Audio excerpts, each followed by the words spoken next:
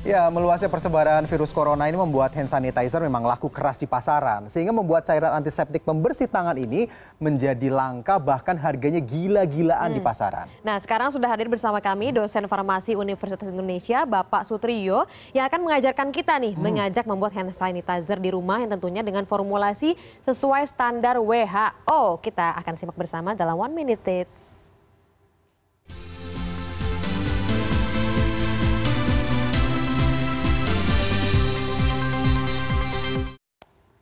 Oke, Pak Sutrio, kalau standar WHO, ini apa yang sebetulnya dibutuhkan? Bahan-bahannya apa aja nih, Pak?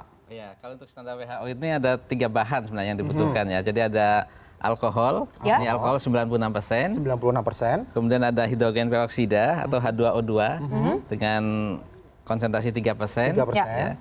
Dan juga ada gliserol. Gliserol. Ya.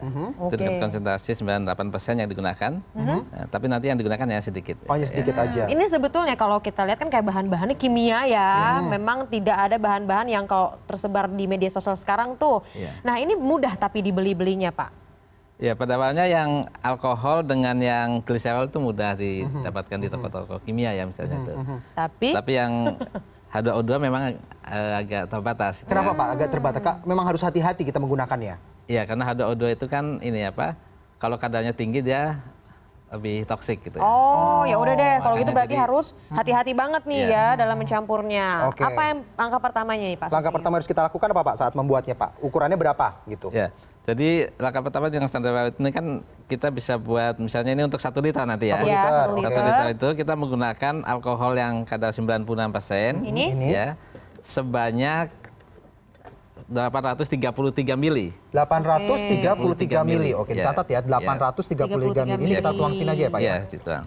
Uang semua 98%. Ini kayak 96%. Kalau alkoholnya nampaknya menjadi kuncinya ya, Pak ya. Ya, ini sebagai zat aktifnya, antiseptiknya. Jadi kalau misalnya mau bikin-bikin di rumah sendiri ya alkohol ini jangan sampai ketinggalan nih pemirsa nih. Ini 96, tapi nanti setelah masuk itu jadi setelah dicampur semua jadi 80%. Jadi aman ya buat ini ya. Kemudian ditambahkan H2O2. H2O2-nya ini berapa, Pak? Sebanyak 41,7 mili. 41,7 mili ya. Itu harus tepat. 41. Ya enggak, 41 atau 42. Perbandingannya emang berapa sih, Pak? Alkohol berapa, H2O2 berapa, gliserol berapa? Ini berarti semuanya ya? Bisa ya? dimasukkan. Perbandingannya berapa tuh, Pak? Nah, kalau alkoholnya itu lebih dari 2/3 ya. Oh, lebih dari volume. Nah, ini diaduk ya. Ini diaduk. Oke. Nah, kemudian ditambahkan dengan gliserol. Gliserolnya berapa, Pak? Ini 14,5 mili. 14,5 mili. Aku catat tuh pemirsa tuh kalau mau pakai 15 mili juga tidak apa-apa. Ini kalau H2O2 ini fungsinya buat apa, Pak? Dan gliserol H2O2 ini untuk pelembut, untuk supaya tangannya lebih lembut gitu ya. Karena alkohol ini gliserol untuk pelembut. Iya. Kalau H2O2 itu untuk sebagai antimikroba di dalam hand sanitizer ini. Jadi kan ada kemungkinan kandungan spora, bakteri dan sebagainya itu akan dibunuh oleh dihilangkan lah ya, jangan sampai kita buat sendiri nggak tahu ini dalamnya ada mikroba atau. Nah, ini kan kurang dari 1 liter, jadi ditambahkan Aquades. Iya, ini tadi kan yang gliserol ini kan agak kental. Ya, jadi kita bilas dulu ya. Iya.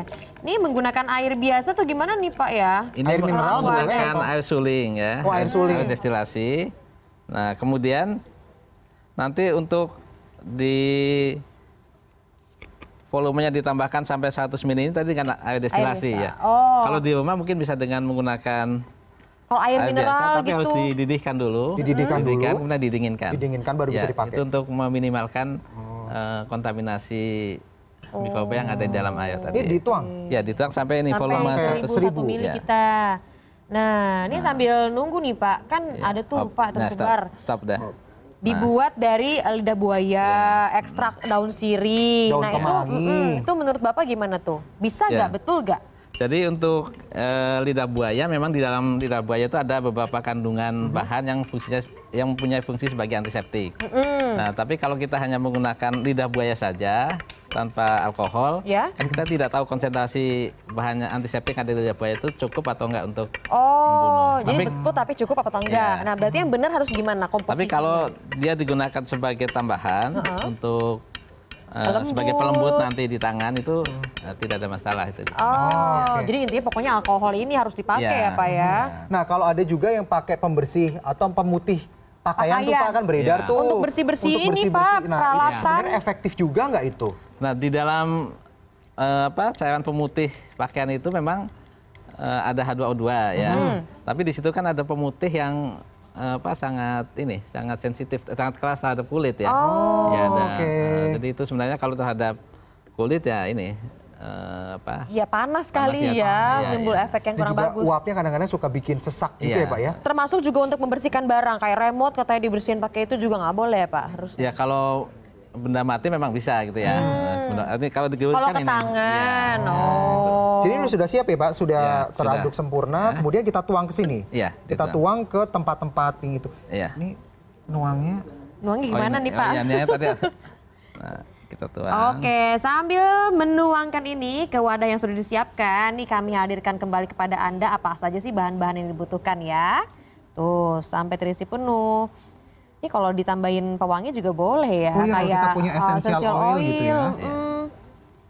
Atau jeruk nipis gitu kali ya, diperes gitu. Boleh gak sih Pak? Boleh kan ya?